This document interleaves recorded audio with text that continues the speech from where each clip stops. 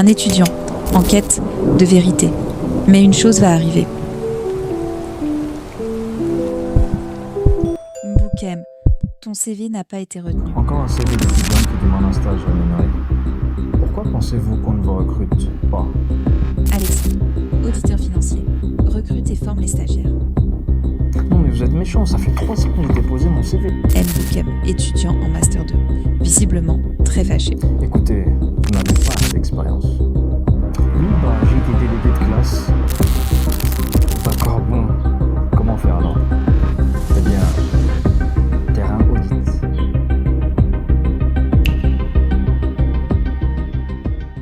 Acte 1, l'université. Mboukem, l'université ne te prépare pas au monde professionnel. Et ton CV... Es-tu prêt à comprendre vraiment c'est quoi le monde professionnel? Puis-je compter sur toi? Bien, suis-moi, on y va.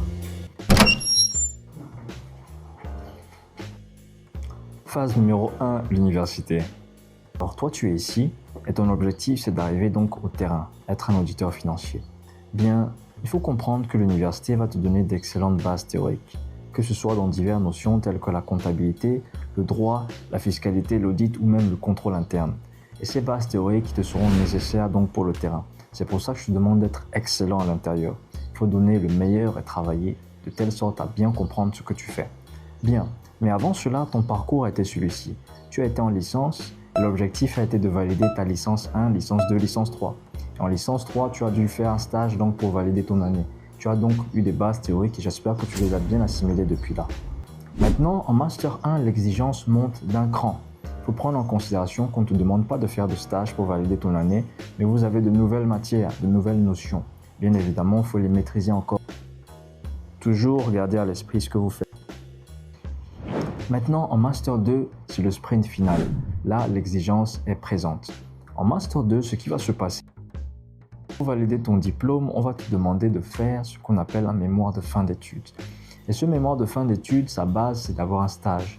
Il faut absolument faire un stage pour donc valider ton mémoire de fin d'études.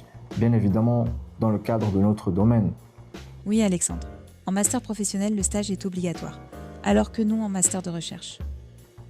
Dis, par rapport à mon mémoire, est-ce que tu pourras m'aider aussi? J'arrive pas à trouver de thème. Je sais pas si tu peux nous aider à trouver un thème. D'accord, je vais t'aider à trouver un thème, mais ce sera pour plus tard, ok? Maintenant, passons un petit peu au terrain. Qu'est-ce que le terrain va te demander de maîtriser? Le terrain te demandera d'avoir certaines notions qui seront liées à vos premières missions. Il faut savoir qu'en audit financier, nous faisons des missions soit de commissaire aux comptes, soit des attestations de visa fiscal. Tu te souviens de Ellie dans l'épisode 1? Concrètement, ici, il s'agit de vérifier que les documents de synthèse que Ellie, le comptable, a produits sont fiables au vu du Cisco-ADA, normes et lois en vigueur. C'est ça le commissariat aux comptes. Mais il existe un autre cas, moins connu, l'attestation de visa fiscal. Ce n'est pas une mission au sens propre du terme, mais une attestation spécifique. Elle concerne des entreprises non obligées d'avoir un commissaire aux comptes, mais qui doivent prouver la crédibilité de leurs comptes à un tiers. Par exemple, pour obtenir un prêt bancaire, ou quand une société mère le demande, pour consolidation, ou encore pour répondre à un appel d'offres. Dans ces cas, elles vous font appel à un commissaire aux comptes pour le visa fiscal, qui donc, au terme des travaux, délivre cette attestation. Bien évidemment. Alors, ce qu'on te demande en fait de maîtriser avant que tu arrives pour ton premier jour, c'est ces notions-là. Sais-tu c'est quoi une balance générale tout d'abord? Si je sais, la balance générale résume tous les soldes des comptes. Sais-tu c'est quoi un grand livre? Grand livre, en fait, lui, il résume le détail de toutes les opérations. D'accord. Maintenant aussi la notion très importante de cycle comptable. Penses-tu qu'on va travailler sur tous les comptes en même temps? Eh bien non, ces comptes on va les segmenter donc en ce qu'on appelle des cycles comptables. Et chaque cycle comptable concerne des comptes bien spécifiques. Toi par exemple, lorsque tu peux arriver, on peut te donner 2 cycles. Les immobilisations et les capitaux propres. Donc, le cycle des immobilisations, ce que tu vas devoir faire donc, c'est de prendre en considération tous les comptes qui concernent donc le cycle des immobilisations et tu travailleras dessus. Par exemple, peux-tu m'en citer quelques-uns? Bon, par exemple, on a le 245 qui est matériel de transport selon le Cisco ADA, c'est ça? Je crois le 21 logiciel aussi, c'est ça, non? Très bien, tu as bien compris. Mais il y a ce qu'on appelle aussi la contrepartie. Si tu achètes une immobilisation, chaque année, tu dois passer ce qu'on appelle Moi je sais, Alexandre. Un amortissement, c'est ça? un amortissement. Très bien. Yes, trop forte. Hey, Mboukem, t'as vu? Ah ah. Bon, concentration. Pour résumer, la contrepartie, c'est le principe de la partie double. C'est ce qui garantit que la comptabilité reste toujours équilibrée. La fameuse règle débit égale crédit. Les comptes de bilan classe 1 à 5 doivent toujours s'équilibrer avec les comptes de gestion, classe 6 et 7. Et si on fait la somme d'une balance générale, on doit toujours obtenir 0. Si le client nous envoie une balance générale et qu'on ne retrouve pas 0, il y a un petit souci. Voilà. Pourquoi avoir une logique comptable? Parce que les comptes que tu verras dans la balance générale, bien évidemment, retracent des écritures. Et ces écritures, tu dois les maîtriser. Si tu ne comprends pas les écritures qui ont été passées, bien évidemment, au préalable, mais attention, n'aie pas peur. Le terrain ne te demande pas d'être excellent dès le premier jour. Dès le premier jour, tu peux bien évidemment ne pas tout comprendre, ne pas tout faire, mais ça viendra avec le temps. D'être présentable. Pourquoi? Parce qu'en réalité, lors de tes missions, lors de nos missions, nous allons rencontrer des clients. Et l'image qu'on donne aux clients est très importante. Tu comprends maintenant? Donc voilà.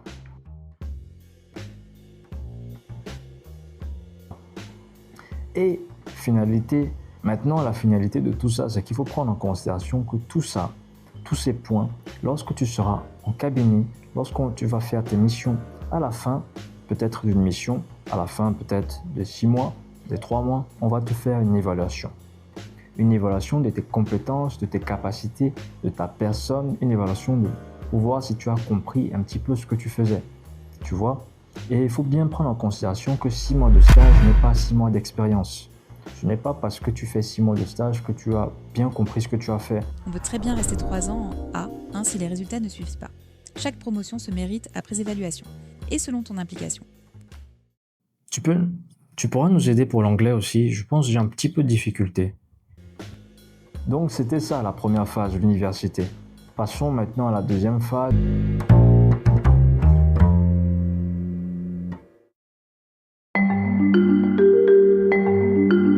Le CV ne correspond même pas. Le problème, je pense, c'est pas plutôt les recruteurs, mais c'est mon CV. En fait, mon CV, il doit correspondre en fait à tout ce qu'ils demandent. C'est ça, non? Oui, voilà, tu as tout compris. Yes, Prenons ton merci. ancien CV, je vais te dire en quoi il n'est pas convenable d'un point de vue d'un recruteur. Tu es prêt? Ok, bien. Stop. Arrête de penser comme un étudiant. Pense comme un recruteur. Ce curriculum vitae, il est surchargé, illisible. On te recrute pour un objectif précis, alors sois précis. Regardons l'offre. Il cherche un stagiaire. En Côte d'Ivoire, il y a plusieurs types de stages. Pour toi, ce sera très probablement un stage école. Le stage école sert à valider ton diplôme. Donc dans la mention de ton CV, tu vas mettre « Master en cours ». Ce stage école ne doit pas dépasser 12 mois et l'employeur n'est pas tenu de te verser une prime. C'est la première chose à comprendre. Maintenant, faisons matcher ton CV avec l'offre. Tu n'as pas d'expérience? Alors mise tout sur les matières que tu as apprises. Ta base théorique, exemple, Cisco ADA, IFRS, audit, commissariat aux comptes, contrôle interne. C'est ça le fondement. Autre point crucial, le niveau d'anglais. Et ici, il demande d'un petit plus, une appétence pour l'IA. Tu dois mettre ça dans ton CV. Tu vois la différence? Sois précis et direct. Ton CV sera lu en 30 secondes, parfois par un logiciel qui scanne des mots-clés. Si tu as géré un restaurant pour 2000 personnes, c'est bien. Mais en audit, ça n'aura aucune importance, à moins que tes compétences ne matchent. Voilà, un CV, ce n'est pas ta vie. C'est une preuve que tu corresponds à un besoin. Maintenant, à toi de jouer. Ah oui, et juste pour être complet, sache qu'il existe aussi le stage professionnel, parfois appelé stage de qualification. Celui-ci s'adresse à ceux qui ont déjà obtenu leur diplôme, mais doivent acquérir une compétence spécifique. Par exemple, tu as ton DSCG, mais tu dois te former à l'audit financier pour le secteur bancaire. Contrairement au stage école, ici l'employeur est tenu de verser une prime. Mais attention, tu n'es toujours pas salarié. Ce stage est également limité dans le temps, généralement 6 à 12 mois. À toi de bien identifier ton statut. Stage école égale avant diplôme. pas de prime obligatoire. Stage pro égale après diplôme / prime obligatoire. Et ça aussi, tu peux le mentionner proprement dans ton CV, car ça montre que tu maîtrises ton positionnement.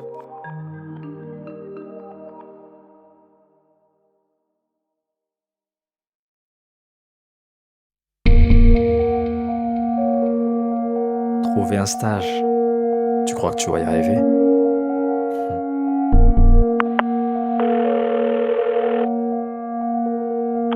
Allô? Oui, c'est bien moi. Le dossier Mboukem? Oui, c'est ça. Rejeté.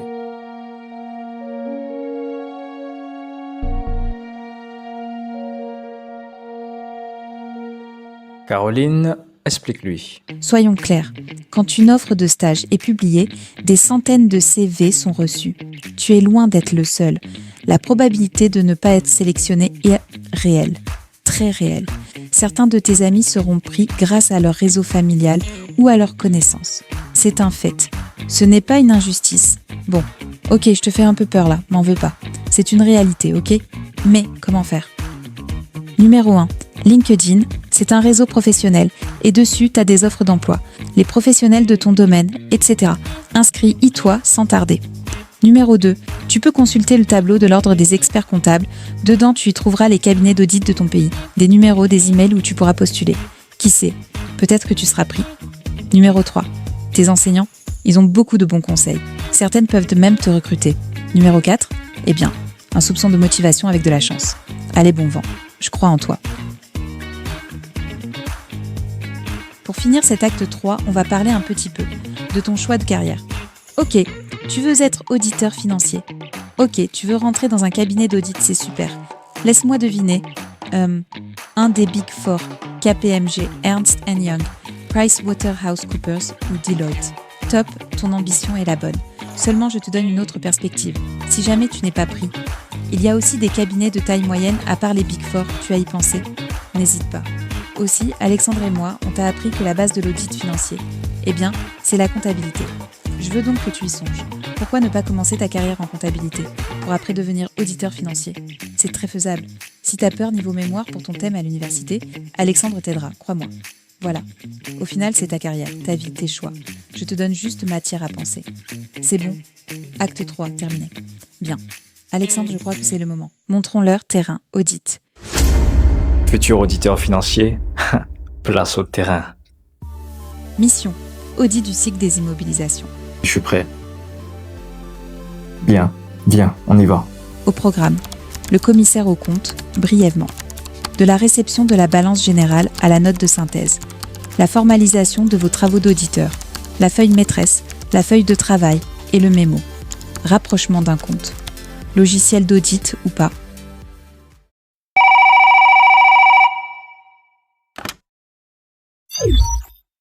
Ok Alexandre, nous sommes en ligne. Alors, pour ce premier format terrain, on va faire sous format audio et on vous montrera des documents terrain, ok? Par la suite, on pourra faire autrement. Alexandre, explique-nous ce choix. Pourquoi on ne verra ni le cabinet où tu travailles, ni les locaux du client? Alors d'accord, c'est un choix volontaire car en réalité, l'audit financier fonctionne sur le principe du secret professionnel. Ça veut dire que les données du client, eh bien, je n'ai pas le droit de vous les montrer. D'accord, je vois. Secret professionnel alors. Ça se respecte. Mais encore? Et je ne peux pas aussi filmer, chose que j'aurais beaucoup aimé faire, mais en réalité, ça revient au même. Donc je vous fais un format de la sorte, mais croyez-moi, tout ce que je veux dire à l'intérieur aussi, c'est le terrain, c'est le terrain. Donc peut-être pourquoi pas à l'avenir, mais en réalité, on va d'abord se baser sur ça, ok? Voilà. C'est bien ce que je pensais. Le secret professionnel est la base de notre métier. Donc tout ce que tu vas nous montrer sera anonymisé pour respecter cette règle. Bon Alexandre, on pourrait se demander, est-ce que tout ceci n'est pas que ton expérience? En quoi ce que tu montres se vaut pour tous? Voilà, ça reste mon expérience, mais c'est tout aussi une expérience qui se vaut, car en réalité, vous êtes emmené à faire les cycles. Donc on va juste voir un petit peu comment ça se passe aujourd'hui au niveau des immobilisations. Voilà. Parfait, le cadre est clair. Pour ceux qui nous écoutent, avant d'entrer dans tes tâches, rappelle-nous rapidement le rôle du commissaire aux comptes dans tout ça. Ok, bien, tout d'abord le commissaire aux comptes. Bon, déjà il faut comprendre que dans un cabinet d'audit, il y a une hiérarchie, ok? Et la hiérarchie, vous êtes tout en bas de l'échelle, enfin, on est tout en bas de l'échelle. Donc nous sommes des auditeurs juniors, des stagiaires, des alternants, etc. En haut, il y a des seniors, En haut, il y a des managers, bien, ceux qui vont superviser nos missions, etc. Bien, ce qu'il faut savoir en réalité, c'est que, eh bien, tout en haut, il y a le commissaire aux comptes. Le commissaire aux comptes, c'est qui? C'est un expert comptable. Mais c'est un expert comptable qui a été mandaté par la loi pour certifier les comptes. Et donc, lorsqu'il est mandaté par la loi pour certifier les comptes, son rôle, son appellation, sa dénomination, ce sera donc commissaire aux comptes. Parce qu'il faut savoir qu'un expert comptable, en tant que tel, lui, peut réaliser la comptabilité d'une entreprise. Lui, il peut faire du conseil, etc. Mais il n'est pas commissaire aux comptes. Le commissaire aux comptes intervient uniquement dans la mesure où il doit certifier les comptes. Donc, c'est un petit peu ça. Donc, il faut bien comprendre d'abord cette nuance entre expert comptable et commissaire aux comptes. Je vois. C'est pour ça qu'il y a un ordre des experts comptables et aussi un ordre des commissaires aux comptes. Puis il est obligé d'être indépendant s'il veut certifier les comptes. On en reparlera prochainement. Ok, allez, vous faites quoi exactement alors, Alexandre? Ok, la première étape donc en tant qu'auditeur junior, c'est donc en réalité de recevoir la balance générale et le grand livre de nos supérieurs. Eux qui ont demandé cela aux clients. Donc on va recevoir cela par mail. Ok. Bien, maintenant, ce qu'il faut savoir en réalité, c'est que la balance générale résume le solde de tous les comptes de l'entreprise. Ils ont déjà déterminé nos supérieurs les comptes à contrôler et dans les comptes à contrôler, ils ont donc envoyé au client OK. Ils ont dit bon, nous allons faire une mission de commissaire aux comptes et pour notre mission, nous avons besoin des pièces. Et ici, dans notre cas, nos supérieurs ont demandé leurs pièces. Par exemple, comme vous pouvez le voir, la pièce numéro 8, ils ont demandé par exemple une facture qui justifie que le client a acheté le groupe électrogène, une facture qui justifie le chariot élévateur. Donc c'est un petit peu comme ça. Ok, première étape, réception de nos supérieurs. 2. La balance générale et du grand livre. Et il faut savoir qu'ils ont déjà déterminé les comptes sur lesquels on doit travailler en amont. Ok, après de la part de nos supérieurs, on va recevoir ce document récapitulatif. Qu'est-ce que c'est? C'est un document qui récapitule donc les cycles comptables sur lesquels vous avez été assigné. Donc on voit bien ici à gauche les cycles comptables et on voit les intervenants. Et on voit qu'à la fin, la supervision et la conclusion, c'est le commissaire aux comptes. Après, la note de synthèse, c'est nos supérieurs qui vont écrire, etc. Bien, déjà, les intervenants, on écrit les initiales. Les initiales, ça ne se choisit pas comme ça au hasard. C'est les 2 premières lettres de votre prénom. Et la 3e lettre, c'est la première lettre de votre nom de famille. Donc ici, c'est CAB, Caroline, B pour son nom de famille. Donc c'est un document que vous allez recevoir comme ça de la part de vos supérieurs qui disent donc que ok, voici les cycles sur lesquels vous travaillez. Ok, on a reçu ça. Après, on fait quoi? On fait quoi dans Excel ou bien Word? Ok, bien. Maintenant, comment je dois formaliser mes travaux? D'abord, la première chose à faire lorsqu'on est un auditeur financier, c'est de faire une feuille maîtresse. C'est quoi une feuille maîtresse? C'est une feuille déjà qui va résumer tous les comptes sur lesquels je suis censé travailler par cycle. Donc, ici on peut voir déjà en haut, tout en haut qu'on met la date. On peut voir l'intervenant, Caroline, c'est toi l'intervenante. Et ici la feuille maîtresse. On voit le nom du client, Bookem SA, et on voit que la mission ici que je vais devoir réaliser, c'est le contrôle des comptes. Donc je vais devoir contrôler tous les comptes liés au cycle des immobilisations.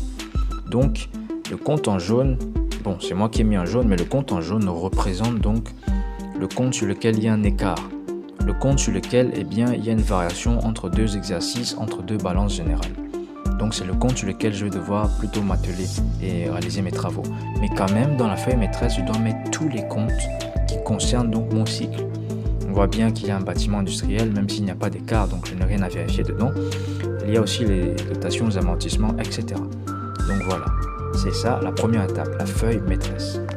Ok, donc si je résume, on met tous les comptes qui concernent notre cycle dans la feuille maîtresse et on travaille sur les écarts qu'il y a entre les soldes. Bien. La suite. Maintenant, passons à la feuille de travail. Il y a la feuille maîtresse qui résume donc tous les comptes sur lesquels je vais devoir travailler. Et la feuille de travail, maintenant, c'est là où je vais donc devoir faire mes travaux dans Excel. Bien, maintenant, ce qu'il faut savoir ici, c'est que en réalité, il y a plusieurs travaux qu'on peut réaliser. Et donc, le premier travail que je dois faire ici, c'est donc de rapprocher le solde du compte aux pièces justificatives. Rapprocher, ça veut simplement dire quoi? Ça veut dire qu'il y a un montant dans la balance générale qui est de 2 millions de francs CFA et donc je dois le vérifier. C'est pour ça donc que je dois le rapprocher. Je je dois faire en sorte que ce montant corresponde aux pièces justificatives qu'ils nous ont envoyées. Si les pièces justificatives sont présentes, ça dira que ce montant de 2 millions est vrai. Jusque-là, j'espère que vous comprenez. Donc ici, on voit bien que le compte sur lequel je travaille, c'est le matériel industriel. Mais le matériel industriel, on ne rapproche pas un solde, on rapproche des opérations. Donc ici, on voit bien que en termes de pièces justificatives, j'ai reçu la pièce justificative 12 du chariot élévateur, donc j'ai formalisé ça de la sorte, mais de ce que le client nous a envoyé, on n'a pas reçu la pièce justificative relative au groupe électrogène. Donc ici, je vais marquer, selon la balance générale, j'ai reçu 1,2 million, selon pièce justificative, j'ai reçu 0. Donc l'écart en valeur, c'est 1,2 million. Donc sur les 2 millions que je dois vérifier, on a reçu uniquement 800 000. Donc il y a un écart de maintenant 1,2 million. Jusque-là, j'espère que vous comprenez. Donc c'est un petit peu comme ça qu'on doit formaliser nos travaux. C'est ça qu'on appelle donc un rapprochement. Rapprocher donc la comptabilité avec les pièces justificatives qu'on a reçues. Si les pièces justificatives correspondent à la balance générale, on pourra dire que le montant est vrai, est exhaustif, etc. Voilà. Ok, très clair comme de l'eau de roche, Alexandre. Rapprochement, pièces justificatives, solde, écart, c'est ok. Maintenant le document Word, le mémo de travail. Alors maintenant, la règle en audit financier aussi, c'est que tout travaux réalisé doit être formalisé. Et donc, pour formaliser nos travaux, on doit non seulement faire un Excel qui concernera les données chiffrées sur lesquelles on va travailler, mais aussi un document Word qui, lui, bien évidemment, va donc donner les éléments sur lesquels on a travaillé, mais aussi apporter des observations sur les comptes qu'on a pu voir. Donc ici, on va faire ce qu'on appelle donc un mémo de cycle. Bon, ça c'est une présentation, il y a plusieurs présentations. Donc ici, on peut voir le client qu'on a audité. Ici, on peut voir le cycle sur lequel on travaille. Ici, on peut voir l'intervenant et la mission qu'on réalise. Donc ici, c'est du commissaire aux comptes, mais on peut tout simplement faire aussi une attestation de visa fiscal. Bien.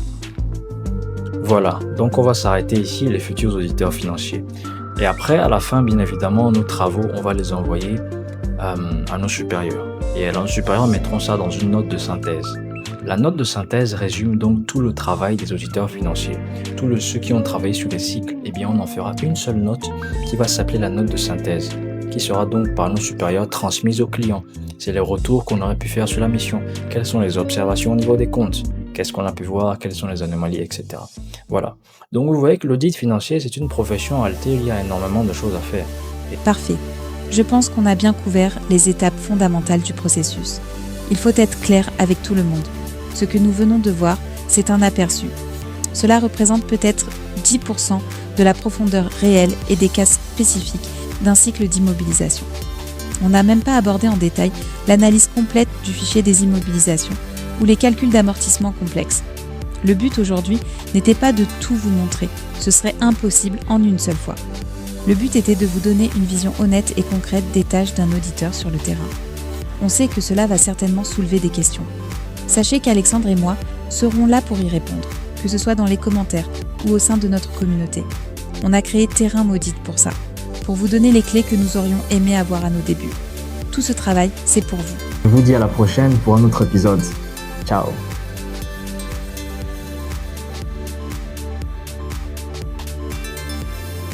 Merci pour tout, monsieur Alexandre. Franchement, j'ai tout compris de ce que vous avez pu dire.